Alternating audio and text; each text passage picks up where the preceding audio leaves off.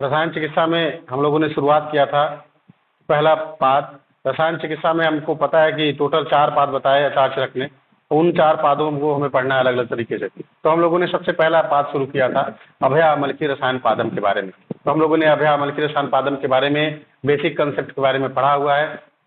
कल हमने आपको बताया कि रसायन का प्रयोग विधि कैसे किया जाता है, रसायन की परिभाषा क्या होती है, रसायन की प्रॉपर्टी क्या होती है, भेषज के भेद क्या होते हैं, अभेषज के भेद क्या होते हैं, भेषज के पर्याय क्या होते हैं, है ना, और इनमें टोटल योग कितने हैं, उनके नाम कौन कौन, ये सारी बातें हम लोगों ने चर्चा किया हुआ है।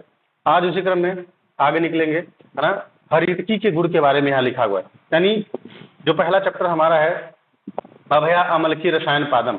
हमने जैसे कहा था कि अभया का नाम है हरितकी।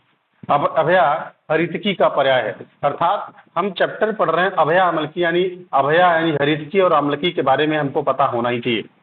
चैप्टर का नाम है और रसायन है, ये अभया भी रसायन है, अम्लकी भी रसायन है, तो दोनों रसायन है। तो इनकी प्रॉपर्टी के बारे में एटलीस्ट हमें पता होना चाहिए कि भैया हरितकी क्या क्या प्रॉपर्टी रखता है, कैसी प्रॉपर्टी शो करता है, आम्लकी कैसी प्रॉपर्टी शो करता है, तो इनके बारे में हमको पता होना चाहिए। बातें और भी सारी चीजें हैं, लेकिन जो हमारे काम की चीजें हैं वो हमने यहाँ पे बात रख के रखा है। तो सबसे पहली बात हरितकी के बारे में हमें क्या क्या बात जानना है। तो देखो लिखा है हरितकी। सबसे पहली बात यहाँ पे एक पर्याय, बड़ा फेवरेट पर्याय कंपटीशन में पूछा जाता है, शिवा। देखो हरितकी का 2 नाम और है, हरितकी को अभया भी कहा जाता है, हरितकी को शिवा भी कहा जाता है। तो वैसे लिखा नहीं है, आप चाहे लिखें, यानी हरितकी का पर्याय क्या क्या होता है, एक होता है अभया, दूसरा होता है शिवा। पता है हरितकी को अभया क्यों कहा जाता है, हरितकी को अभया क्यों कहा जाता है, अभया, भय मतलब डर, अभया मतलब नो डर, नो डर। मतलब समझे कि जैसे एक बच्चे की जो माँ होती है, जो एक बच्चे की माँ होती है ना, तो अगर बच्चे की माँ होती है तो बच्चे को कोई डर नहीं लगता, ठीक वैसे है ये हमारे शरीर के लिए काम करता है अभया यानी हरित, मतलब नो भय लाइक माँ वर्क। मतलब जिस तरह से अगर एक बच्चे के लिए उसकी माँ हो तो उस बच्चे को कोई डर नहीं लगता, वैसे हमारे शरीर के लिए अगर हरितकी हो तो बहुत सारी बीमारियों की डील करता है, इसलिए हमें डर नहीं लगता। ये इसके अंदर इतनी प्रॉपर्टी है, ये इतना बड़ा रसायन है, इतना भयंकर रसायन है कि एक नहीं पता नहीं कितनी बीमारियों को ठीक करता है हरितकी अकेले, है ना। फिलहाल आज हम देखेंगे इनकी प्रॉपर्टी के बारे में। और एक हमने नाम क्या लिया, शिवा। शिवा भी हरितकी को कहा जाता है, क्यों, शिवा का मतलब होता है कल्याणकारी, यह हमारे लिए कल्याणकारी की तरह काम करता है, इसलिए इसको शिवा नाम से बोला जाता है। तो 2 नाम और है इनके, हरितकी को अभया भी कहा जाता है, हरितकी को शिवा भी कहा जाता है। ये दोनों पर्याय आपको ध्यान रखना चाहिए। कंपटीशन में आ जाता है, बताओ शिवा किसका पर्याय है, क्लियर है। आओ हरितकी की प्रॉपर्टी के बारे में पढ़ने लिखा है। सबसे पहला पॉइंट कि सर्वरोग प्रशमनी बुद्धि इंद्रिय बल प्रदान, इन सेंस की साफ साफ कह रहे हैं कि सभी रोगों का प्रशमन करता है। हरितकी इतना मतलब इतना अच्छा रसायन है, और इसीलिए इस चैप्टर का नाम सबसे पहले अभया रखा गया, क्योंकि हरितकी और आम्लकी दोनों में हरितकी सबसे बेस्ट होता है। हरितकी और आम्लकी में दोनों में अगर कंपेरिजन किया जाए हरितकी सबसे बेस्ट माना जाता है, इसीलिए अभया को पहले नाम रखा गया, है ना। आगे चर्चा करेंगे, बताएंगे इसके बारे में। सबसे पहली बात कि सर्वरोग प्रशमनी बुद्धि इंद्रिय बल प्रदान, अर्थात ये सभी रोगों का प्रशमन करता है और बुद्धि इंद्रिय हमारे बुद्धि को और हमारे इंद्रिय को बल प्रदान करता है, क्लियर है। दूसरा देखो हरितकी क्या करता है, वयसः स्थापनी परम, वयसः स्थापनी परम मतलब कि ये उत्तम वय का स्थापन करता है। मतलब जो हमारी एक एज वाली हम बात करते हैं, यानी जो अपने उम्र की बात करते हैं, एज फैक्टर के बारे में बात करते हैं, हमारे एज को ये मतलब वह मतलब यहाँ पे एज ग्रुप के बारे में बात करें, उत्तम बना कर रखता है, इन सेंस कि ये बुढ़ापा देर से लाने का काम करता है, यानी हमें जवान बनाने रखने में मदद करता है, हमें हमारे सेल को रिजिनवेट करने का काम करता है, एंटीऑक्सीडेंट की तरह काम करता है। आगे लिखा पंचरसा अलवड़ा, यानी हरितकी में 5 रस होते हैं, एक रस नहीं होता है, उस रस का नाम है लवण रस। तो साफ साफ देखो लिखा है पंचरस, हरितकी में 5 रस होते हैं, कौन रस नहीं होता है, अलवड़ा, अ मतलब होता है अब्सेंट, अ मतलब अब्सेंट, कौन सा रस अब्सेंट है, लवण रस अब्सेंट है, क्लियर, एकदम साफ साफ लिखा है मैंने, लवण रस नहीं है, बाकी सारे के सारे रस पांचों होते हैं। ये बात ध्यान है, ये बात ध्यान है। यही नहीं, जब हम आम्लकी के बारे में पढ़ते हैं ना, तो आम्लकी में भी यही सेम कंसेप्ट है, आमलकी में भी यही सेम कंसेप्ट है। आमलकी में भी लवण रस नहीं होता, बाकी सारे के सारे रस पाए जाते हैं। ये बात ध्यान रखें, क्योंकि अभी हम बताएंगे, अभी कुछ बातें बताएंगे तो ये बात आपको वहाँ समझ में आएगी। यानी कहने का मतलब अगर हरितकी की प्रॉपर्टी आपको पता रहेगा, लेकिन अंतर तो कुछ तो होगा, हरितकी और आमलकी में अंतर कुछ ना कुछ तो है, लेकिन ये बात तो सेम है ना। तो क्या भी बातें पढ़ेंगे। आगे लिखा है दोषानुलोमनी। दोष अनुलोमनी मतलब ये दोषों का अनुलोमन करती है। दोषों का अनुलोमन करने का मतलब दोषों को अपने सही जगह पे ले जाके पटक दे। जैसे मान लो कोई दोष इधर उधर भटक रहा है, वाद दोष भटक रहा है इधर उधर, वाद दोष को अपने स्थान पे जहां उनका स्थान, उनका लोकेशन होता है वहां ले जाकर के पहुंचा देता है। ये होता है अनुलोमन करने का मतलब। यानी दोषों को एक जगह से दूसरी जगह लाने का काम करता है, पहुंचाने का काम करता है। अगर मान लो अपान वायु ऊपर जाके चढ़ गई होगी तो ये नीचे ले जाकर पटक देगी, भैया चलो निकलो, नीचे तुम्हारा स्थान है। ये है दोषानुलोमन। अगला है पथ्यतम। पथ्यतम का मतलब ये हमारे लिए, हमारे शरीर के लिए पथ्य का काम करता है ना। इवन हमारे शरीर के लिए कल्याणकारी होता है, पुष्टकारी होता है ना, और हमारे आयु के लिए बहुत सुखपूर्वक होता है, इसीलिए इसे पथ्यताम बोला गया, पथ्यताम बोला गया। क्लियर है। यही नहीं, हरितकी सिर्फ यही नहीं करती, हरितकी सर्वरोग प्रशमनी बुद्धि इंद्रिय फल प्रदान, हरितकी वैस स्थापनी परम, हरितकी पंचरसा अलवड़ा, हरितकी दोषानुलोमनी, हरितकी पथ्यताम। यही नहीं, हरितकी बहुत सारी बीमारियों को दूर करने में मदद करता है। जरा देखो बीमारी कौन कौन है। देखो मतलब तुम ये देखो जरा, ये हरितकी एक रसायन है, और ये रसायन एक नहीं पता नहीं कितनी बीमारियों पे काम करती है। यह साफ साफ इसीलिए कहा ना सर्वरोग प्रशमनी। अपनी बुद्धि लगाओ, हरितकी को अलग अलग एंगल से यूज कर सकते हो। तो देखो कहाँ कहाँ यूज किया जाता है हरितकी का उपयोग। अरसांसि ग्रहणी दोषाम पुराणम विषम ज्वरम, स्रोतो विविधान विविधान प्रलेपम हृदय स्मृति बुद्धि प्रमोहम च यज्जित शीघ्रम हरितकी। यानी कहने का मतलब ये जो हरितकी होता है ये हमारे स्रोतसों के लिए हितकारी होता है। सोसो विधान ये हमारे स्रोतसों के लिए हितकारी होता है। और विविधानम प्रलेपम हृदय रसो, इन द सेंस की जो हमारे ये हरितकी है ये हमारे स्रोतसों के लिए अच्छा तो है ही है, स्रोतसों के साथ साथ ये हमारे हृदय का यानी वक्ष प्रदेश वाले का जो लेप कर दिया गया, ऐसा अनुभव जब होता है, इन द सेंस की वक्ष प्रदेश पर इसको प्रलेप किया जाता है। प्रलेपम हृदय रसो, जब हमारे छाती पे, जब हमारे कार्डियक वाले रीजन पे भारीपन महसूस होता है ना, गुरुता का अनुभव होता है, तब हम इसका लेप करते हैं, हरितकी का लेप करते हैं, है ना। ये बात ध्यान रहे।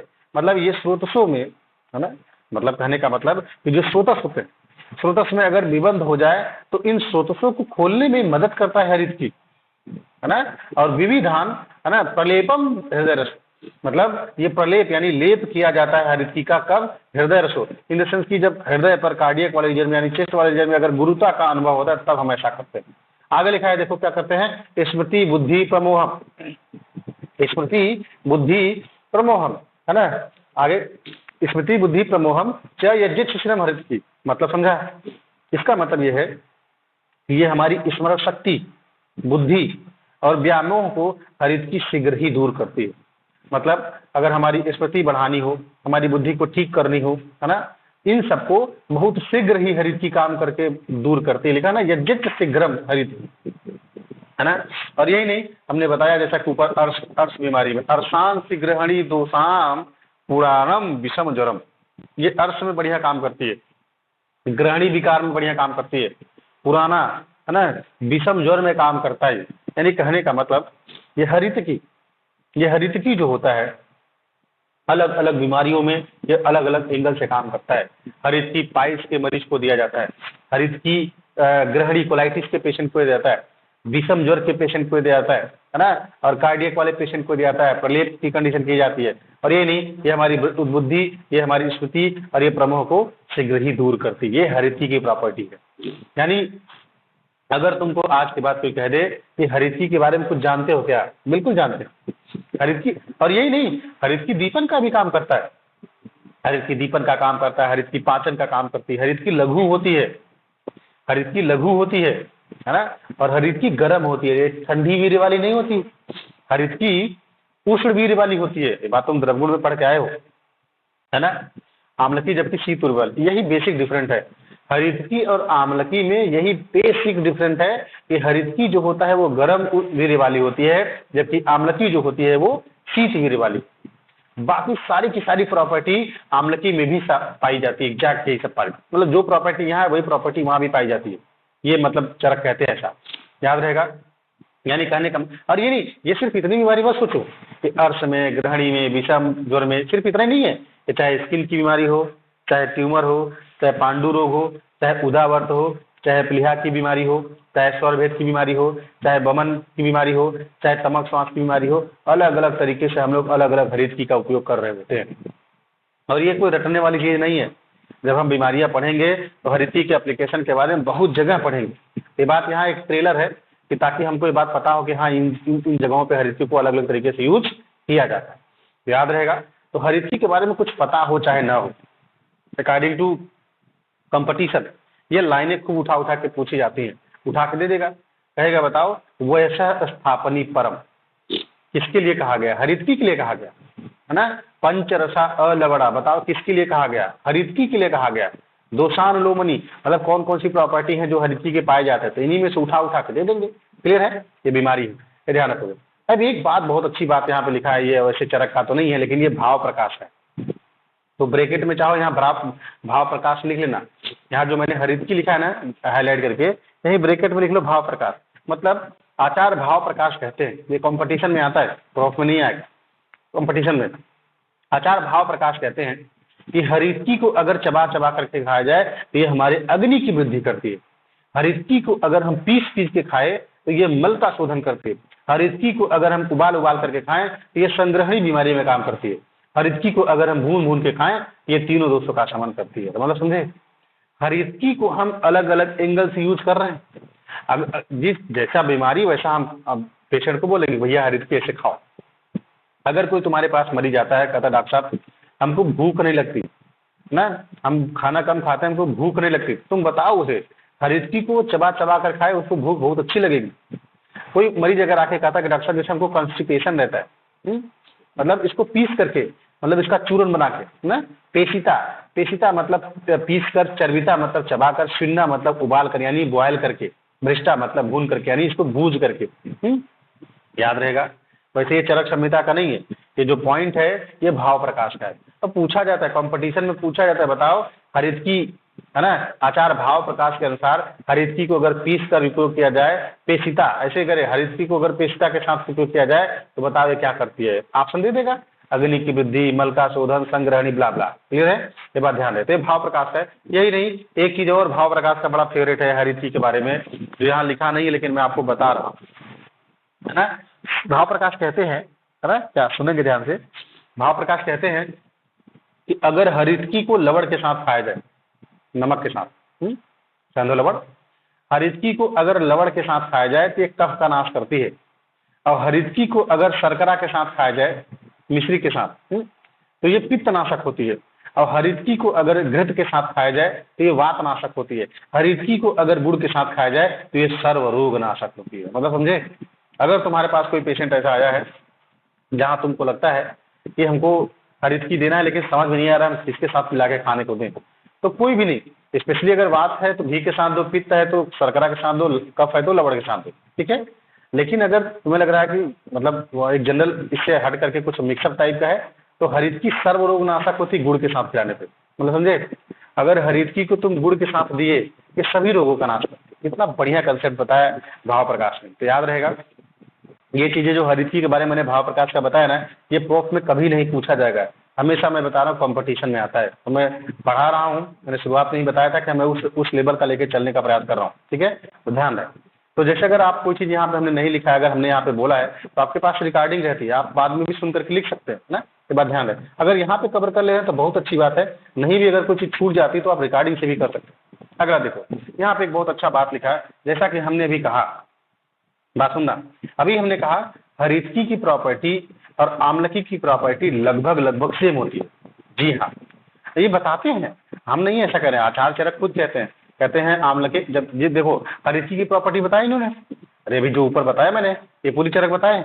अब जब आम्लकी की प्रॉपर्टी बताते हैं, जानते क्या कहते हैं, जो प्रॉपर्टी हरितकी के हैं, जो गुणकर्म हरितकी के हैं, वही सभी आम्लकी के भी होते हैं, एक्सेप्ट हरितकी गर्म होती है, आम्लकी ठंडी होती है। बस एक ही अंतर है, हरितकी की प्रॉपर्टी में और आम्लकी की प्रॉपर्टी में सब कुछ सेम है, 99% चीजें सेम है, बस 1% का अंतर होता है। वो भी कौन सा अंतर है?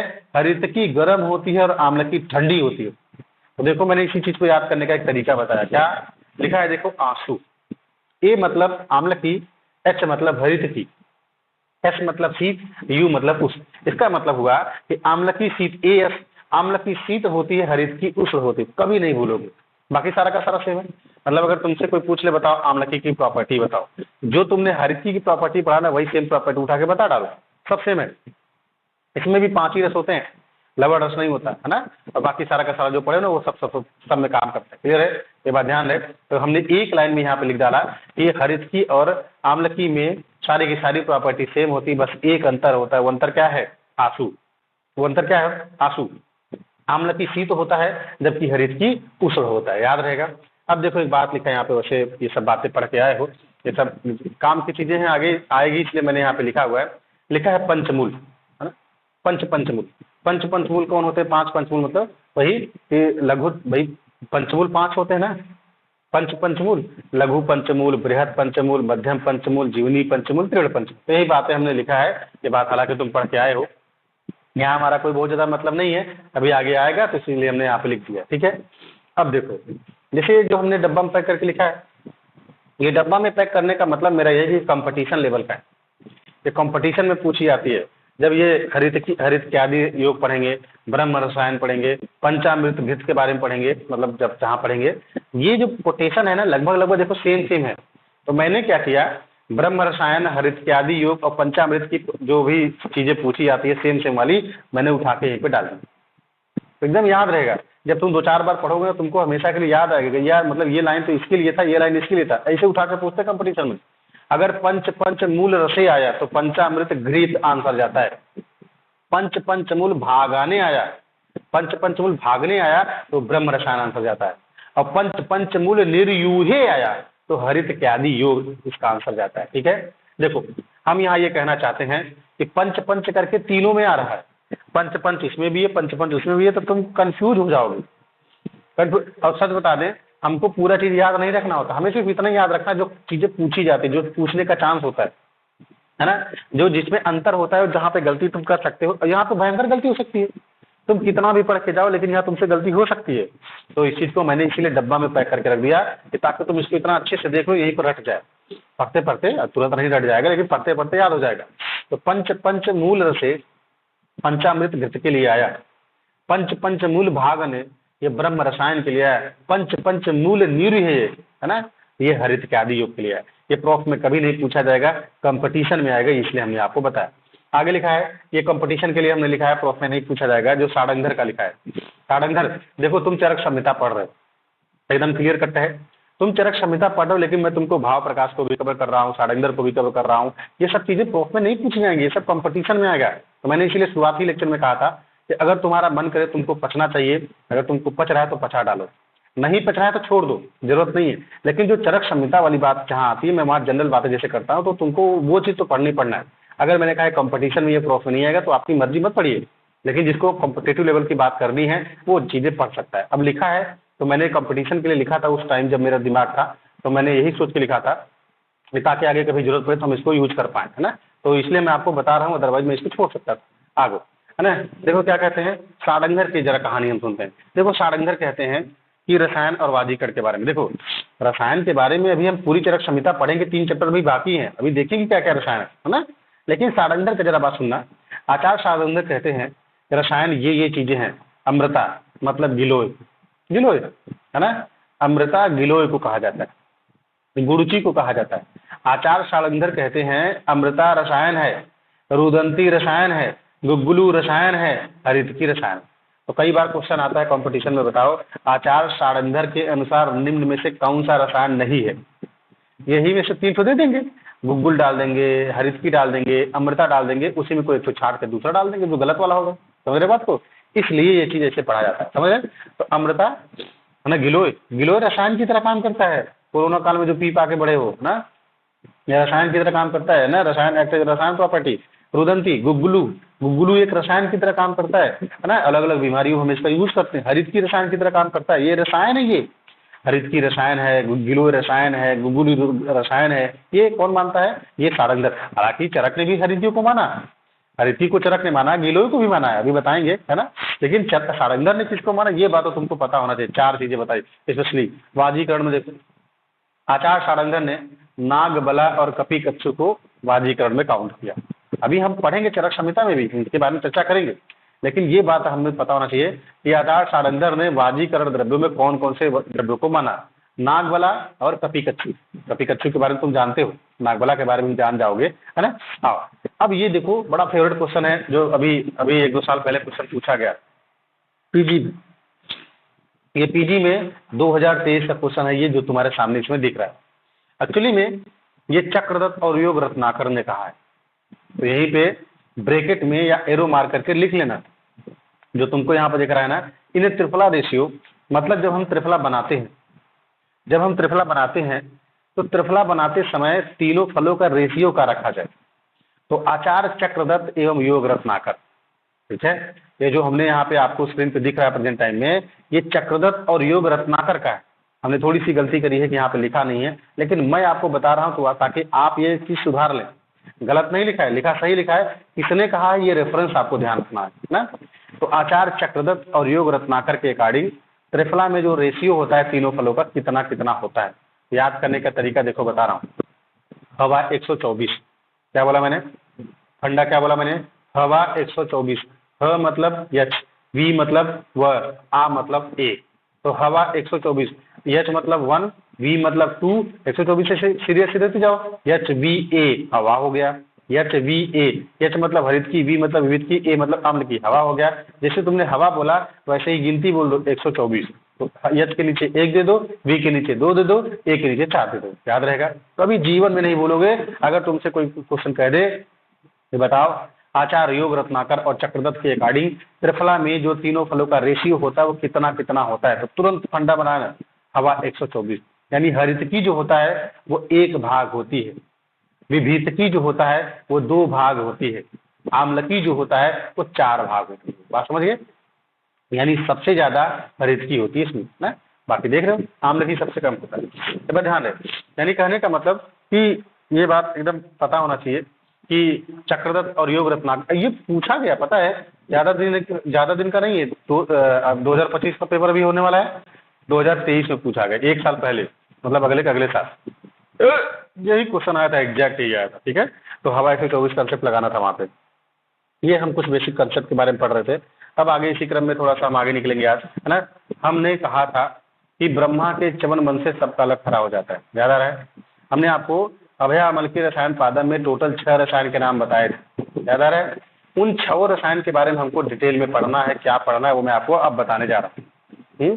तो 6 रसायन के बारे में पढ़ने से पहले मैं आपको एक बात बताना चाहूंगा, जिस रसायन को जितना मैं कहूंगा उतना ही पढ़ना है, ज्यादा प्रयास करने का कोई मतलब नहीं। आपकी मर्जी है, आप पढ़ना चाहते हैं तो बिल्कुल स्वागत है, आप पढ़िए, लेकिन जितना मैं बता रहा हूँ ना उससे ज्यादा जरूरत हमें नहीं है, चाहे वो प्रोब की एग्जाम हो चाहे वो कंपटीशन का एग्जाम, दोनों के लिए बता रहे हैं ना। तो यहाँ पे देखो, सबसे पहले हम पहले रसायन के बारे में, पहले रसायन योग के बारे में चर्चा करने जा रहे हैं। प्रथम ब्रह्म रसायन, पहले रसायन का नाम ले रहे हैं, प्रथम ब्रह्म रसायन के बारे में। अगर आपको याद आ रहा हो, हमने कहा था कि अभया अमल की रसायन पादप में टोटल 6 रसायन है, जिसमें से 6 रसायन का नाम क्या है कि ब्रह्मा के च्यवन मन से सबका अलग खड़ा हो जाता है। ब्रह्मा से प्रथम ब्रह्म रसायन, द्वितीय ब्रह्म रसायन, याद आ रहा है। दूसरा, तीसरा रसायन च्यवनप्राश, चौथा रसायन आम्ल रसायन, पांचवा रसायन हरित इत्यादि रसायन, छठवां रसायन सेकंड हरित इत्यादि रसायन, याद आ रहा है। यानी कहने का मतलब यहाँ जो बात हम बताना जा रहे हैं, अब पहली रसायन के बारे में चर्चा करने जा रहे हैं, उस रसायन का नाम है प्रथम ब्रह्म रसायन। आओ, प्रथम ब्रह्म रसायन को हमको बनाना नहीं है, आपकी मर्जी है। आप अगर घर पे बनाना चाहते हैं या आप बनाना इच्छुक है, वो आप पढ़िए, किताब पढ़िए, में कोई दिक्कत नहीं है। लेकिन प्रथम ब्रह्म रसायन में हमको डिटेल में नहीं पढ़ना है, हमको सिर्फ इतना जानना है कि कंपटीशन में या कभी प्रोफ में अगर क्वेश्चन बना तो ऑब्जेक्टिव बनाएगा। ध्यान रहे, प्रथम ब्रह्म रसायन कभी लिखने के लिए नहीं आएगा। प्रथम ब्रह्म रसायन से जितनी बात पूछेगा वो केवल और केवल ऑब्जेक्टिव पूछेगा। उसी बेस पे हमने इसी में प्रथम ब्रह्म, अब देखो, अब प्रथम ब्रह्म रसायन कैसे बनता है, कैसे कैसे क्या क्या क्या, वो सब से मतलब नहीं है हमें, जिससे मतलब होगा हम बताएंगे। यहाँ हमें, अब जैसे तुम अगर पहली बार पढ़ रहे हो तो एक बार किताब मन करे पलट लो। भाई तुम पहली बार पढ़ रहे हो ना, हम तो पढ़ चुके, कई एक बार नहीं सैकड़ों बार पढ़ चुके। तुम एक बार नजर डाल लो क्या कैसे कैसे बनता है, एक बार पहले दोबारा मत पढ़ना कभी।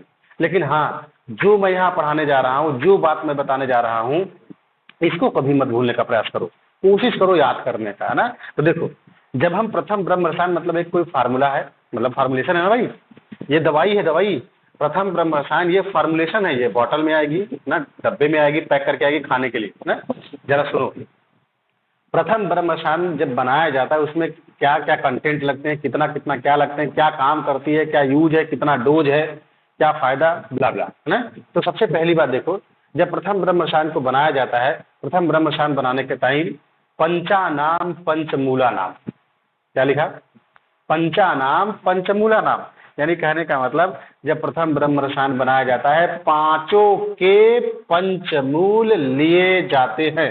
अभी मैं बताया था जो, याद आया, पंचमूल, इसीलिए वो पहले बता दिया था ताकि तुम्हारा दिमाग यहाँ मतलब ये काम करे कि यही है पंचमूल जो हम पढ़ के आए हैं। कौन कौन है पंचमूल? लघु पंचमूल, बृहद पंचमूल, मध्यम पंचमूल, जीवनी पंचमूल, दृढ़ पंचमूल, यानी पांचों के पांच है ना, समझ रहा बात को। अब देखो, अब ये जो पंचमूल लिया जाता है पांच है ना, टोटल पांच है भाई, पंचमूल पांच है ना टोटल, जीवनी, बृहद, लघु, मध्यम, दृढ़, है ना। सारे पंचमूलों के यानी पांचों के, सारे पांचों पंचमूलों के सभी के दो दो पल लिए जाते हैं। प्रथम ब्रह्म रसायन बनाने के लिए पांचों के जो पंचमूल हैं यानी पंचमूल पांच चीजें हैं जो सभी के दो दो पल मात्रा लिए जाते हैं। तो देखो यहाँ पर हमने लिखा पंचानाम पंचमूलानाम 10-10 पल, जोड़ लो, अरे 10 ही पल तो आएगा। जब सभी के दो दो पल लोगे कितना आएगा? अरे जब सभी के दो दो पल लोगे 10-10 पल आएगा ना कि नहीं।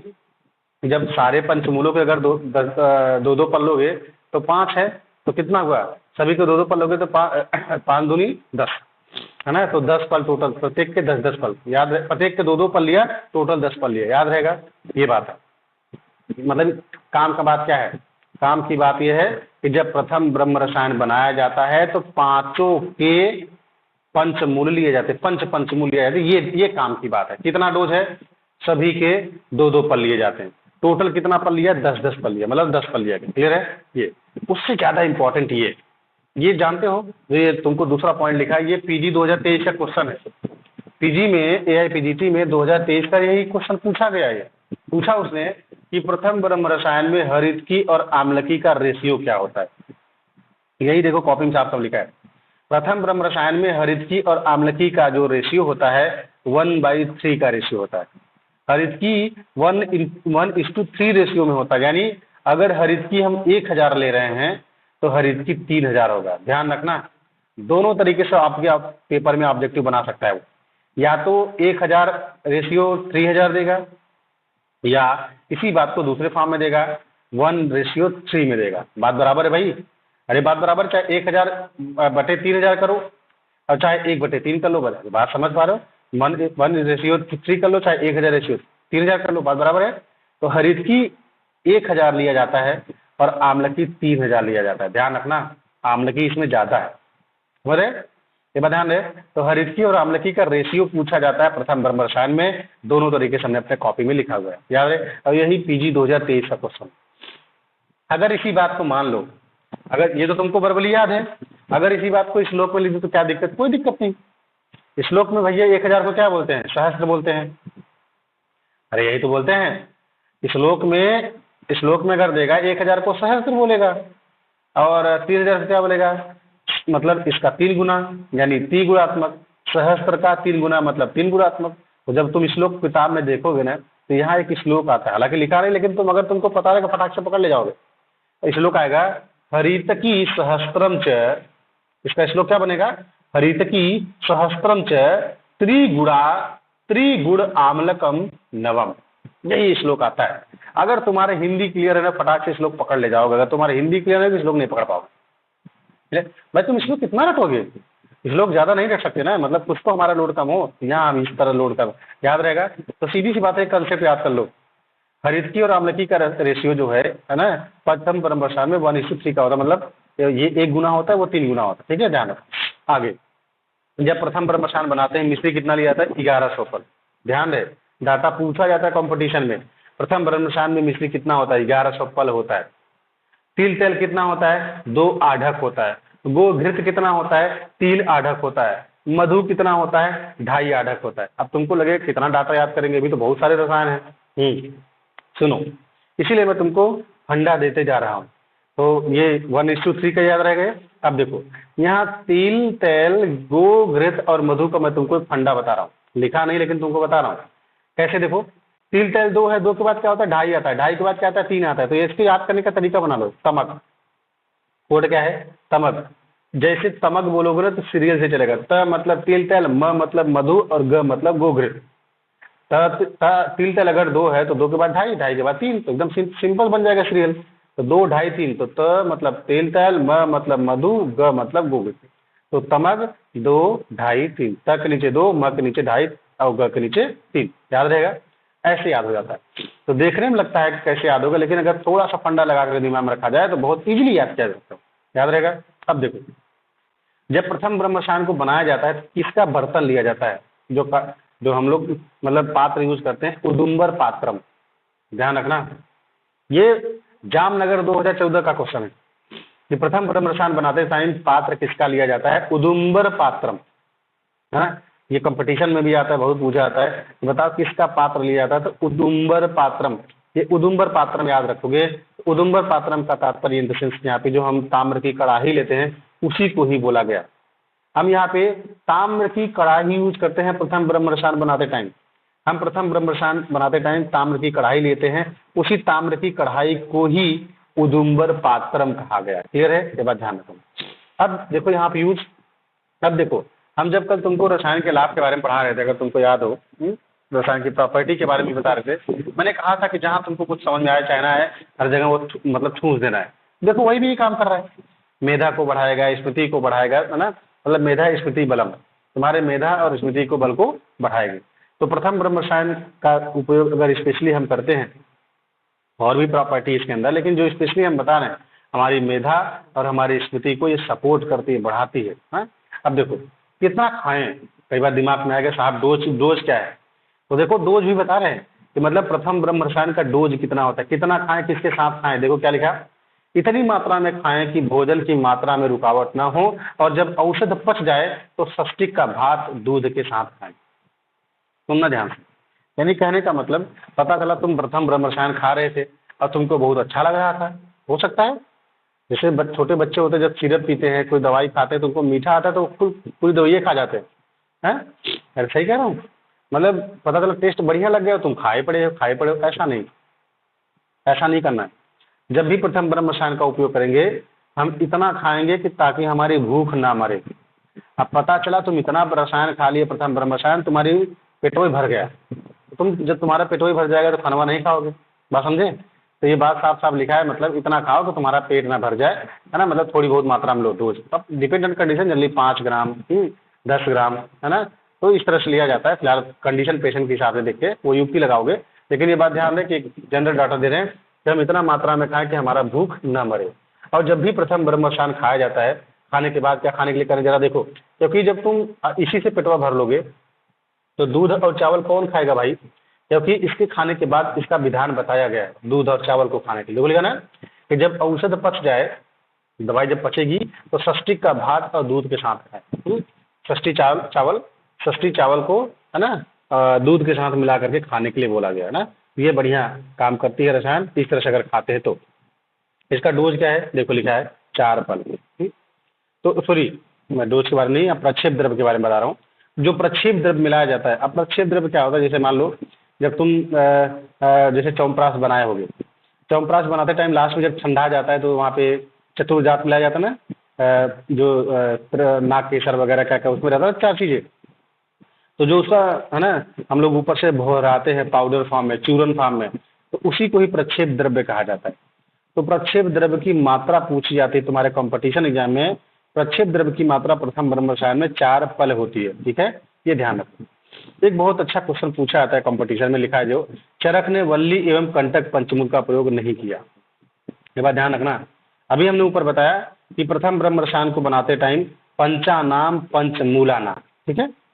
तो हमने बताया ना भैया कि लघु पंचमूल, बृहद पंचमूल, मध्यम पंचमूल, जीवनी पंचमूल, दृढ़ पंचमूल, इसमें वल्ली और कंटक का नाम हमने नहीं लिया, इसीलिए हमने पहले लिख दिया था ताकि वो दिमाग में तुम्हारे क्लियर हो। क्योंकि ये कंपटीशन में आता है। बताओ, प्रथम ब्रह्म रसायन बनाते टाइम आचार्य चरक ने किस पंचमूल का प्रयोग नहीं किया? ये तो तुमको पता है कि पंचमूल लिए थे, लेकिन मान लो उसी में वल्ली पंचमूल, कंटक पंचमूल आ गया, तब क्या करोगे? दिमाग काम नहीं करेगा, क्योंकि ये भी तो पंचमूल है। बस ध्यान दे। तो पंचानाम में वो 5 चीजें कौन है, उसके अलावा कौन सा चरक ने नहीं माना? ये बात ध्यान रखो। कंपटीशन एग्जाम में लिखा है कि वल्ली और कंटक पंचमूल को चरक ने प्रथम ब्रह्म रसायन बनाते टाइम इसमें काउंट नहीं किया। ये कंपटीशन का क्वेश्चन है ना। तो ये बात ध्यान दें। इन द सेंस कि अगर प्रथम ब्रह्म रसायन के अनुपान के बारे में बात करें तो प्रथम ब्रह्म रसायन तो के अनुपान के बारे में अगर बात करें तो 60 का चावल और दूध के बारे में जो ऊपर कहा गया यही इसका अनुपान होता है। क्लियर है? अनु का मतलब होता है बाद में, मतलब दवाई खाने के बाद, यानी प्रथम ब्रह्म रसायन खाने के बाद हमने क्या खिलाया? अभी षष्टिक का भात एवं दूध के साथ खिलाने की हमने बात की। क्लियर है? याद रहे। तो कभी अगर तुमसे अनुपान पूछा जाए कि प्रथम ब्रह्म रसायन का अनुपान क्या है, यही चावल भात, चावल दूध, चावल दूध। क्लियर है? ये बात ध्यान रखोगे।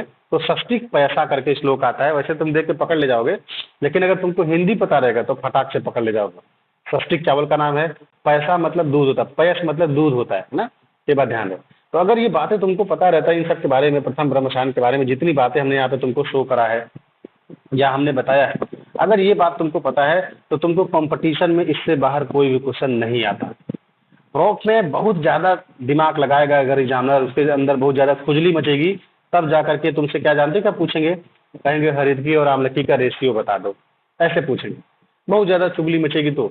अदरवाइज ये सब मिश्री उश्री सब बहुत बहुत रेयर है कि पूछें, वो रॉक में नहीं पूछेंगे ना। इतना मतलब ज़्यादा टफ हो जाएगा ना क्वेश्चन। कौन पढ़ता है भाई इतना डिटेल में? कोई नहीं पढ़ता, कोई नहीं पढ़ता। लेकिन हमने तुमको पढ़ाया है, फिर भी अगर हमने इस लेवल पे पढ़ाया कि ताकि तुमको अगर कभी जरूरत पड़े धीरे धीरे धीरे धीरे। अब जैसे मैंने तुमको आज क्या दिया? पहला डोज दिया। आज मैंने तुमको पहला डोज दिया तो तुम दूसरी बार पढ़ोगे, फिर तीसरी बार पढ़ोगे, चौथी बार पढ़ोगे, साल भर में पता नहीं कई बार पढ़ लोगे भी, तो तुमको धीरे धीरे याद होने लगेगी। और अगर हमारी बात को तुमने सुना है, हमारी बात को तुमने फॉलो किया है ना, तो तुमको और जल्दी याद आता है। क्योंकि जिस तरह तुमको मिल रहा है कंटेंट, जिस तरह तुमको पढ़ाने के लिए हम यहाँ बैठे हुए ना, हमको पढ़ाने के लिए कोई नहीं था इस तरह। जिस तरह हम तुमको यहाँ डिलीवर कर पा रहे हैं, जिस तरह हम तुमको यहाँ चीज़ें बना बना करके दे पा रहे हैं, हमको किसी ने नहीं पढ़ाया इस तरह। हमने मेहनत किया है। तो ये उस मेहनत का नतीजा जो आपको मिल रहा है, ये आपके सौभाग्य की बात है। तो हम भी बहुत तरसते थे कि हमको भी कोई इस तरह नोट्स बना के दे दे और पढ़ा दे। कोई नहीं पढ़ाता था, हम खुद पढ़ते थे। मतलब प्रयास किया हमने ट्राई किया, बहुत पढ़ा, एक नहीं कई बार पढ़ा। ये बात ध्यान रहे। तो ये मतलब अगर आपको ये मतलब एडवांस मिल रहा है तो इस चीज़ का आपको बेनिफिट मिलना चाहिए, है ना। तो जरूर मिलना चाहिए। तो इसलिए हम आपको यहाँ बता रहे हैं कि आप सिर्फ प्रॉप के लिए मत पढ़ो। अगर आप आगे भी सोचते हो कि कुछ और हमें करना है, इन केस अगर आयुर्वेदा क्षेत्र में और आगे पढ़ना चाहते हो, तो इन सब बातों को ट्रोल करना सीखो यहीं से। तो हमने फर्स्ट डोज दिया, सेकेंड डोज आप खुद लगाएंगे, थर्ड डोज आप खुद लगाएंगे, जरूरत पड़ेगी चौथे के लिए हम खड़े होंगे, अदरवाइज कोई बातें नहीं। आगे अब चलते हैं अगले रसायन के बारे में, है ना। तो प्रथम ब्रह्म रसायन के बारे में जितनी बात, अब देखो जैसे मैंने तुमको बताया ना, तमक वाली बातें बताई, 1:3 वाली रेशियो बताई। अब 4-5 बातें तो तुमको तो ऐसे रट गई, 2, 2.5, 3। हमें जब पढ़ते थे पहली बार, हमको दिमाग में इतना काम नहीं करता था कैसे याद करें।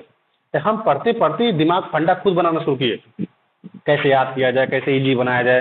ये चीज़ें याद तो नहीं रह सकती, है ना। ये चीज़ें एक झटके में आपको मिल गई, आपको मेहनत नहीं करना पड़ा, और हो सकता है इससे बेहतर आप सोच पाओ, क्योंकि आपको थोड़ा सा हमने हिंट दिया और आप इससे बेहतर की ही तलाश में जाओगे, है ना। ये बात ध्यान रहे। अब देखो द्वितीय ब्रह्म रसायन, अब हमको बनाने की विधि नहीं पढ़नी है। जैसे अभी हमने प्रथम ब्रह्म रसायन पढ़ा, कैसे कौन सी मतलब कैसे चूल्हा चढ़ेगा, क्या करना है पहले, उसके बाद क्या करना। जैसे तुम खाना बनाते हो तो खाना बनाना होगा तो पहले गैस जलाओ, फिर सब्जी धो, कुकर चढ़ाओ, तेल डालो, लहसुन डालो, अदरक डालो, मर्चा डालो, फिर सब्जी डालो, मसाला डालो, कुकर बंद करो, सीटी लगाओ। अरे ऐसा होता है ना। ऐसे ही प्रथम ब्रह्म रसायन या कोई भी रसायन बनाओगे तो ये पूरा प्रोसीजर होगा ना। कोई दवाई बनाओगे तो हमको प्रोसीजर से कोई मतलब नहीं है, हमको इतना पता होना चाहिए जितना बात हमने तुमको बताया है।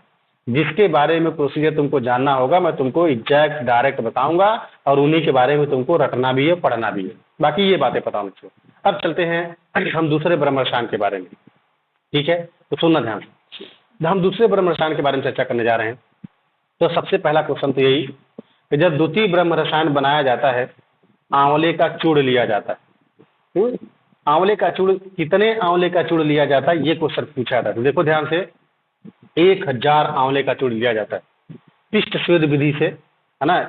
पिष्ट स्वेद यंत्र विधि से इस पर्टिकुलर आंवले को चूर्ण को मतलब बनाया जाता है। कितने? 1000 आंवले को। क्लियर है? दूसरा देखो, आंवले का सरस भी लिया जाता है। इसको बनाने के लिए आंवले का चूर्ण भी लिया जाएगा। कितने आंवले का चूर्ण रहेगा? 1000 आंवले का चूर्ण रहेगा। आंवले का जूस भी लिया जाएगा। कितने आंवले का होगा? वो भी 1000 होगा। अब देखो, इसमें नागबला मिलाई जाती है। नागबला कितना है? वो भी 1000 है। तो ऐसे याद कर लो, ऐसे याद कर लो कि जब द्वितीय ब्रह्म रसायन मिलाया जाता है तो उसमें जो भी मेन इंग्रेडिएंट हैं, आंवले का चूर्ण हो, चाहे आंवले का शरबत हो, चाहे वो नागबला हो, सबके 1000 है। याद रहेगा। अब देखो, प्रक्षेप द्रव्य जो मिलाया जाता है, जैसा कि हमने बताया था अभी, तो अभी जैसे याद करो, अभी मैंने क्या बताया, जब प्रथम ब्रह्म रसायन पढ़ा रहे थे उसमें प्रक्षेप द्रव्य 4 पल था। याद आ रहा है? अब यहाँ पर जब प्रक्षेप द्रव्य मिलाया जाता है टोटल 22 है। नंबर वहाँ कितना था? 4 पल था, मतलब एक दाता था, एक डोज था। यहाँ पे 22 है ना, संख्या है, मतलब जो द्रव्य मिलाया जा रहा है 22 है, इनकी गिनती है 22 है। ये बात ध्यान रहे। इसका मतलब, यानी कहने का मतलब, जब भी द्वितीय ब्रह्म रसायन बनाया जाता है 22 मेडिसिन का प्रक्षेप द्रव्य मिलाया जाता है। ध्यान रखना, कितने औषधि का? 22 दवाई का प्रक्षेप द्रव्य मिलाया जाता है। ठीक है? तो आंवला कितना, आंवला का सरस कितना, नागबला कितना, सबके 1000 है। ध्यान रखना, सबके एक चूरन का 1000 अलग से आंवला रहेगा, सरस का 1000 आंवला अलग से रहेगा। ध्यान रखना, ये नहीं कि एक में दोनों बांट लिए, ना ना ना, अलग अलग है, इसलिए मैंने अलग अलग लिखा है। ध्यान रहे। तो आंवला का चूर्ण कितना लगना है, सरस कितना लगना है, नागबला कितना लगना है, प्रक्षेप द्रव्य कितना दवाई का? 22 मेडिसिन रहता है। ध्यान रखना। अब सुनो, जब द्वितीय ब्रह्म रसायन बनाया जाता है ना, उसमें हम लोग मेटल का भी यूज करते हैं, मतलब धातु। हाँ, अब सोचो जरा, ये जब सोचो, जब द्वितीय ब्रह्म रसायन बनाया जाता है, सोना लगता है, चांदी लगता है, तांबा लगता है। सोचो, सोना चांदी अरे हाँ, देखो ना, सोचो, ये तुम्हें लगता है सस्ती, बहुत सस्ते आते होंगे? बहुत महंगे रसायन है भाई ये। सोना कितना महंगा है पता है? एक रत्ती खरीदने जाओगे लाखों रुपया लग जाएगा। सोचो जरा, इसमें सोना मिलाया जा रहा है, चांदी मिलाया जा रहा है, तो सोचो ये आम आदमी खा पाएगा? तुमको लगता है खा पाएगा? इसको बनाने के लिए सोना, चांदी, तांबा, ये सब इतने बड़े बड़े मेटल लग रहे हैं। तो यानी तुम्हारे क्वेश्चन पूछेगा कंपटीशन में, जानते क्या पूछेगा?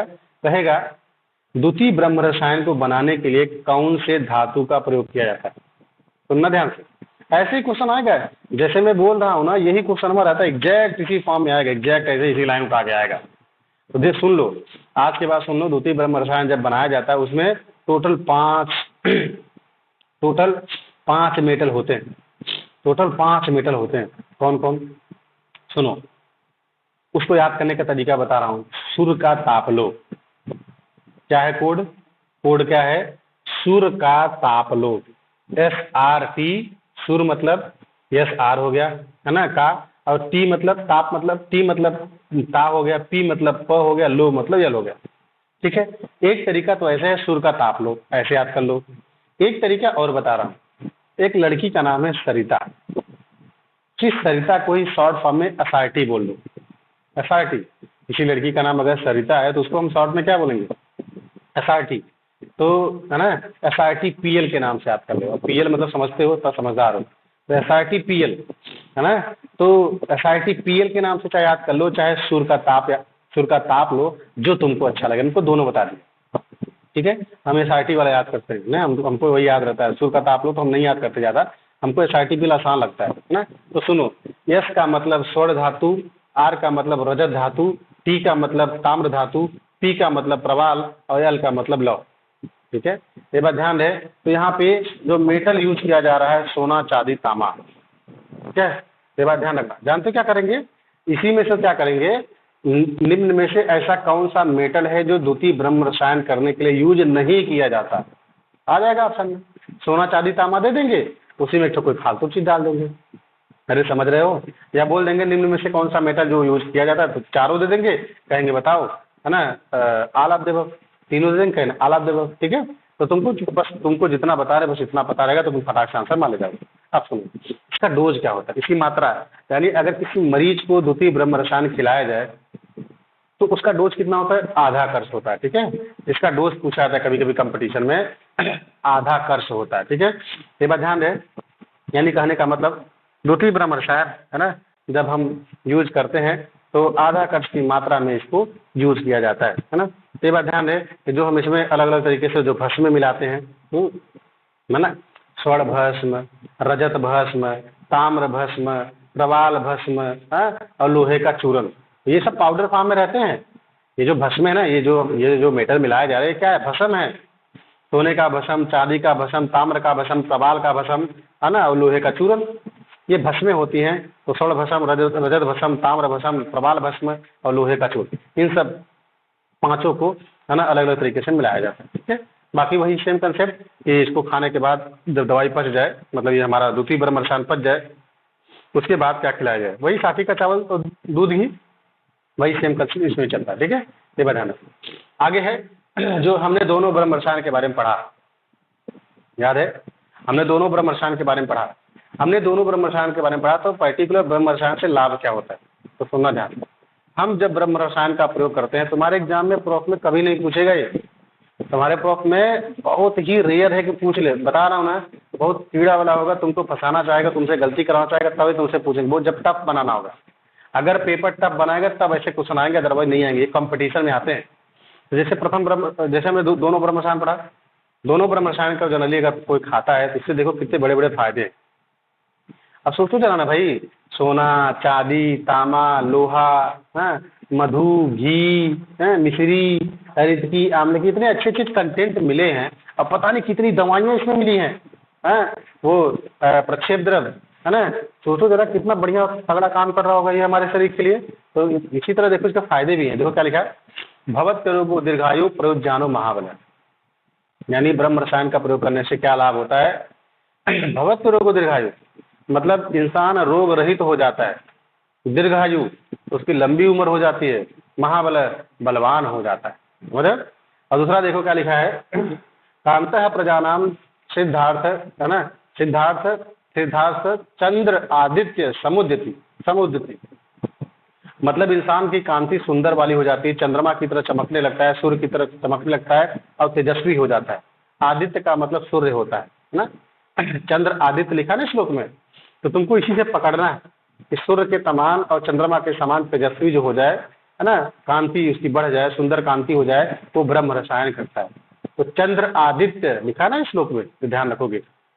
आगे लिखा है धरणी धर सारस्य वायुना सम विक्रम, मतलब ये पर्टिकुलर यहाँ बता रहे हैं कि जो हम वायु के समान पराक्रमी हो जाए, वायुना सम विक्रम, मतलब वायु के समान पराक्रमी हो जाए। धरणी धारस, मतलब जो पर्वत समान दृढ़, यानी जितना पर्वत मजबूत होता है, एकदम लोहे की तरह मजबूत होता है, एकदम हम उस तरह हमारा शरीर मजबूत हो जाता है। काहे नहीं मजबूत होगा? सोना चांदी तांबा लोहा तांबा खा रहे हो, काहे नहीं मजबूत होगा? आगे लिखा है, ये बड़ा अच्छी लाइन है ना, बड़ा इंटरेस्टेड भी है। देखो क्या लिखा है, कितना बढ़िया सुंदर लाइन लिखा है कि स भवत विषम चास्यम च अश्यम गात्रे संपद्यते विषम। कह रहे हैं अगर ऐसे रसायन का प्रयोग, यानी प्रथम द्वितीय ब्रह्म रसायन का जो प्रयोग करता है, गलती से अगर उसने जहर भी खा लिया तो उसके शरीर में कोई फर्क नहीं पड़ने वाला है। मतलब समझे, ये मतलब इतने तगड़े रसायन होते हैं कि तुम्हारे बॉडी पे मतलब इतना बढ़िया ओज, कांति, बल, इंद्री, बुद्धि, मेधा, इतना मतलब तुम्हारे धातु इतने तगड़े करे रहते हैं कि तुम अगर जहर भी खा लो तो तुम्हारा जहर भी बाल बाका कुछ भी नहीं उखाड़ सकता। ऐसे रसायन के फायदे हैं ये, समझ बात को। तो पुराने जमाने में लोग बनाते थे, अब इतना महंगा रसायन किसके बस की बात है? किसके पास रुपये पैसा है, सोना चांदी है?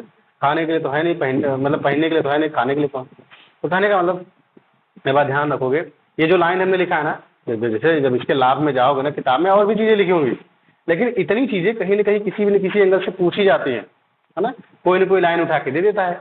जैसे मान लो यही लाइन फक दे दिया, सिद्धार्थ चंद्र आदित्य समुद्यते, बताओ किसके लिए आया? दे दिया लाइन उठा के, हाँ। जैसे मान लो यही लाइन उठा गया कि स भवत्तम विषम च गत्रम संपद्यते विषम, बताओ किसके लिए आया? तो ऑप्शन दे देगा, च्यवनप्राश के लिए आया, ब्रह्म रसायन के लिए, फलाना ढिमकारा। ठीक है, तो ध्यान रखोगे, कोशिश करोगे, धीरे धीरे इस सब बात को अपने पास याद करने का प्रयास है। ठीक, अब चलते हैं अगला रसायन के बारे में, च्यवनप्राश, द मोस्ट इम्पॉर्टेंट, है ना। च्यवनप्राश के बारे में हम लोग कई बार पढ़ भी चुके हैं और हम यहाँ पे नई बात पढ़ने भी वाले हैं, और मतलब ये बड़ा इंपॉर्टेंट है। कई बार ये तुम्हारे प्रोफ एग्जाम में लिखने के लिए भी आता है, तो ध्यान रहे। पहले चैप्टर का एक ऐसा रसायन है जहां मैं आपको कह रहा हूं कि च्यवनप्राश के बारे में चप्पा चप्पा छान डालो। च्यवनप्राश के बारे में हमको सारी की सारी बातें पता होनी चाहिए। इसका निर्माण कैसे किया जाता है, कैसे बनाई जाती है, कैसे कराहा चढ़ेगा, कैसे छानेंगे, कैसे मलेंगे, क्या मिलाएंगे, कैसे कितना ब्ला ब्ला पूरा पता होना चाहिए। तो आओ सबसे पहले हम च्यवनप्राश को एक सरसरी निगाह से देखते हैं, उसके बाद हम उसको डिटेल में बनाएंगे ना। सुनो, सबसे पहली बात देखो क्या लिखा है। च्यवनप्राश को बनाने से पहले एक बात हमें दिमाग में ध्यान रहे। सबसे पहली बात जो आपके कंपटीशन में पूछा जाता है, या कई बार हम इस बात को आपको खुद कहते हैं कि जब भी हम किसी भी टॉपिक को पढ़ें हमको उसका रेफरेंस जरूर याद होना चाहिए। तो ऐसे यहाँ पर लिखा मैंने प्रथम पाद में वर्णन। कई बार कंपटीशन में आता है, बताओ आचार्य चरक ने च्यवनप्राश का वर्णन कहाँ पर किया। तो रसायन में तो जरूर किया है, तो सब टिक मार देंगे, लेकिन उनको चैप्टर नहीं आ रहा था। तो वही आज कान खोल के सुन लो। इसीलिए ब्रह्मा के च्यवन मन से सब काला खरा हो जाता है, इसलिए वो रटवाया था, जैसे फालतू नहीं रटवाया था उससे, है ना। तो च्यवनप्राश का रेफरेंस जो आचार्य चरक बताते हैं रसायन चिकित्सा के प्रथम पाद में मिलता है। ये हमने साफ साफ लिख दिया पहला लाइन। जब च्यवनप्राश बनाया जाता है, आपने देखा होगा लेह कल्पना विधि से बनाया जाता है। लेह मतलब चाटने योग। च्यवनप्राश को पिया नहीं जाता, च्यवनप्राश को चाटा जाता है ना, यानी वो सेमी लिक्विड फॉर्म में रहता है ना, सेमी सॉलिड लिक्विड। तो कहने का मतलब जो हमारे पास जब हम भैंसा से कल्पना पढ़ते हैं तो उसमें लेह कल्पना अवलेह कल्पना आती है। जब च्यवनप्राश को बनाया जाता है अवलेह कल्पना यानी लेह कल्पना की जो विधि होती है वही सेम प्रोसीजर के साथ उसको बनाया जाता है। ठीक है, ये दूसरा क्वेश्चन पूछा जाता है कि बताओ कौन सी कल्पना के तहत हम लोग बनाते हैं। अब तीसरा क्वेश्चन जो बहुत बार कई बार ये पूछा जाता है, बताओ च्यवनप्राश जब बनाते हैं आचार्य चरक तो आंवले की संख्या पूछी जाती है। तो ध्यान रखना, आचार्य चरक ने च्यवनप्राश को बनाने के लिए टोटल 500 आंवले को लिया था। हमने साफ साफ लिखा है कि च्यवनप्राश को बनाते टाइम टोटल 500 आंवले का यूज किया जाता है। हमने लिखा है, आपको ध्यान रखिए। आगे दूसरा क्वेश्चन पूछा जाता है कि आचार्य चरक ने जब च्यवनप्राश बनाना शुरू किया टोटल क्वाथ द्रव्य कितना होता है। टोटल 36 क्वाथ द्रव्य बहुत बार पूछा जाता है कंपटीशन में। आंवला कितना होता है, क्वाथ द्रव्य कितना होता है। अब देखो ऐसा है नहीं कि तुम लोग च्यवनप्राश बनाते हुए देखे नहीं, सब लोगों ने देखा होगा। मैं इतना उम्मीद करता हूँ कि सभी लोगों ने च्यवनप्राश बनते हुए देखा है अपने सेकेंड ईयर में ना। इतना तो आइडिया है कैसे आंवला को चढ़ाते हैं, कढ़ाई में वो डुबोते हैं, बॉयल करते हैं, उसको काढ़ा छानते हैं, फिर उसमें है ना उसकी पिस्ती बनाते हैं, फिर उसको घी में भूनते हैं, ब्ला ब्ला, याद आ रहा है। सुनो, जो क्वाथ द्रव्य होता है ना, जो भगवान चढ़ाए थे ऑल वाले, टोटल कितने होते हैं 36 क्वाथ द्रव्य होते हैं। एकदम रटा होना चाहिए टोटल आंवला। वो जो मझोले में जो लटकाए थे 500 आंवला टोटल लिया जाता है, एकदम ध्यान होना चाहिए। अच्छा, क्वाथ द्रव्य जो लिया जाता है टोटल ना, इस आंवले के हिसाब से, इस क्वांटिटी के हिसाब से एक एक पल सभी क्वाथ द्रव्य के होते हैं। देखो साफ साफ मैंने लिखा है, एक क्वाथ द्रव्य टोटल 36 होते हैं, सबके एक एक पल लिए जाते हैं। ठीक है, अब सुनो एक बड़ी अच्छी बात जो कंपटीशन में आता है, देखो क्या लिखा है। चरक ने क्वाथ द्रव्य में, मतलब 36 द्रव्य है ना टोटल, इसी क्वाथ द्रव्य में देखो क्या कह रहे हैं, अष्टवर्ग के केवल 5 दवाई हैं। अष्टवर्ग की जो दवाइयाँ हो टोटल 8 होती है ना, अष्टवर्ग में टोटल 8 दवाई में 5 दवाई इन्होंने माना। जो एक क्वाथ द्रव्य 36 दिख रहा है, जो एक क्वाथ द्रव्य 36 दिख रहा है, तो आचार्य चरक ने इन 36 द्रव्य में जो अष्टवर्ग की दवाइयाँ होती हैं उनमें से केवल 5 ही दवाई इसमें मिलती है, 3 दवाई नहीं मिलती। वो 3 दवाई कौन कौन है, महामेदा, क्षीर, कुली, वृद्धि। मतलब समझे, जब च्यवनप्राश बनाया जाता है तो क्वाथ द्रव्य जब रेडी किया जाता है तो महामेदा, काकोली और क्षीर का कोली और वृद्धि नहीं होती। बाकी जो अष्टवर्ग में 5 दवाई और है वो 5 इसमें मिला होता है। क्लियर है, ये कंपटीशन का क्वेश्चन तो तुमसे पूछा जाएगा, बताओ च्यवनप्राश के निर्माण करते समय आचार्य चरक ने क्वाथ द्रव्य में अष्टवर्ग की कौन सी मेडिसिन नहीं मानी। ऑप्शन रहेगा मेदा, क्षीर का कोली, वृद्धि, ऐसे कुछ 5 बना देंगे, समझ रहे, तो ध्यान रखें। आगे लिखा है, देखो सारंगधर की बात। सारंगधर ने अष्टवर्ग की 7 औषधि मानी। मतलब समझे, जब सारंगधर च्यवनप्राश बनवाते हैं तो अष्टवर्ग की उन्होंने एक दवाई नहीं हटाई, एक दवाई नहीं मानी, बाकी 7 माना था। ठीक है, तो लिख दिया। अब ध्यान रखो, आचार्य चरक के अनुसार प्रक्षेप द्रव्य च्यवनप्राश बनाते टाइम टोटल कितना मिलाया जाता है, टोटल 7 दवाई है। ध्यान रखना, अभी मैं तुमको द्वितीय ब्रह्म रसायन पढ़ा रहा था, याद है, अभी मैं तुमको द्वितीय ब्रह्म रसायन पढ़ाया था। द्वितीय ब्रह्म रसायन में टोटल 22 दवाई थी, 22 मेडिसिन था, जबकि च्यवनप्राश में केवल 7 प्रक्षेप द्रव्य है। ऐसे तुलना करो, ऐसे ही तुलना कर करके ही याद होता है। जैसे मैंने प्रक्षेप द्रव्य यहाँ 7 बताई ना, पुराना वाला तुमको ऑटोमेटिक याद आना चाहिए। ये अभी तो पढ़ के निकले, उसका कितना था 22 था, इसका कितना है 7 है ना। और इसके पहले जो हमने प्रथम ब्रह्म रसायन पढ़ा था उसका प्रक्षेप द्रव्य कितना था 4 पल था। ऐसे जब पढ़ते पढ़ते तुम कोरिलेट करना शुरू करोगे तुमको ऐसे याद होता जाएगा। और याद रखना, चरक संहिता को पढ़ने के सबसे बेस्ट तरीका होता है कोरिलेट करके पढ़ो। जहाँ जहाँ सेम चीज़ें आती हैं ना तो उसको कोरिलेट करना शुरू कर दो। यहाँ ए आया तो वहाँ ओ आया, वहाँ ओ आया, इसलिए मैंने डब्बे में पैक कर देता हूँ कई बार चीज़ों को। आगे लिखा है देखो, इसमें घी और तिल तेल कितना लिया जाता है। तो जब च्यवनप्राश बनाया जाता है तो 6 पल तिल तेल भी लिया जाता है, 6 पल घी भी लिया जाता है चरक के काट, है ना। अब चरक का जो डोज है वो कितना है, देखो क्या लिखा है, अश्वमात्रम प्रयुजितम यो परुध्यान भोजनम। च्यवनप्राश को ये बड़ी मतलब बहुत हिटर क्वेश्चन है ये जो श्लोक लिखा है ना, ये बहुत पूछा था कंपटीशन में। अश्वमात्रम प्रयुजितम यो परुध्यान भोजनम, बताओ किसके लिए आया, ये पूछा था च्यवनप्राश के लिए। मतलब वही सेम कंसेप्ट जो वहाँ भी हमने पढ़ा है कि च्यवनप्राश को इतनी मात्रा में खिलाओ कि उसके भोजन में कोई कमी ना हो, मतलब ऐसा ना हो कि भूखे मार दे। जब पेट च्यवनप्राश से भर लोगे तो खाना कहाँ से खाओगे? तो ज़्यादा नहीं खाना है, थोड़ा सा ही खाना है अपने हिसाब से ना डोज। अब ये देखो तुम डॉक्टर हो, तुमको डोज तो ऑटोमेटिक बनाने आ चुका है, तुम भैंसा से कल्पना पढ़ के आए हो, रसात पढ़ के आए हो, है ना। बाकी यहाँ भी जान जाओगे, पढ़ते पढ़ते सब जान जाओगे। जो लिखा अश्वमात्राम प्रयोजितम यो परिध्यान भोजनम, यानी च्यवनप्राश को इतनी मात्रा में खिलाएं कि जिससे उसके भोजन में रुकावट या न्यूनता नहीं हो। बहुत हीटर लाइन है, ये एकदम रटा होना चाहिए, है ना। च्यवनप्राश का डोज बताओ, यही है डोज, है ना। आगे लिखा है परमुक्तो रसायन। च्यवनप्राश को उत्तम च्यवनप्राश रसायन माना जाता है, परमुक्तो रसायन इसीलिए इसको कहा जाता है। च्यवनप्राश की फलश्रुति क्या होती है, च्यवनप्राश से फायदा क्या होता है, च्यवनप्राश से लाभ क्या होता है, इसके बारे में देखो क्या लिखा है। मेधा स्मृति कांति, है ना, मेधा स्मृति कांति, है ना, आयु प्रकर्ष बल इंद्रिया, यानी कहने का मतलब जो च्यवनप्राश होता है तुम्हारी मेधा को, तुम्हारी स्मृति को, तुम्हारी कांति को, तुम्हारी आयु को, तुम्हारे बल को, तुम्हारी इंद्रियों को ये बल प्रदान करने का काम करता है। यही नहीं, जरा कृतम रूपम पास्य सर्व विभर्ति रूपम नव यौवन अवश्य काश श्वास हर्वश्य विशेषणोपदेश से क्षीण क्षतानाम वृद्धानाम बलानाम च अंगवर्धनम। च्यवनप्राश अगर कुटी प्रावैशिक विधि से उपयोग किया जाए, मैंने कहा था ना कल अभिप्राय था, अगर तुम च्यवनप्राश को आईपीडी लेवल पे कुटी प्रावैशिक विधि से अगर तुम प्रयोग करो तो बुढ़ा भी जवान बन जाता है। हाँ सही कह रहे हैं, पता है खास बात तुमको एक चीज बताएं, च्यवनप्राश को च्यवनप्राश इसलिए कहा जाता है क्योंकि च्यवन नाम के ऋषि ने इसको खाया और वो बुढ़े थे। च्यवनप्राश क्यों कहा जाता पता है? च्यवनप्राश को च्यवनप्राश इसलिए क्या, इसका नाम क्यों पड़ा च्यवनप्राश? च्यवनप्राश को च्यवनप्राश इसलिए कहा जाता है क्योंकि च्यवन च आधा च य व न, च्यवन नाम के ऋषि ने च्यवनप्राश खाया, वो बुढ़े थे और वो बुढ़ा जवान बन गया, इसीलिए इसको च्यवनप्राश कहा जाता है। समझ गए?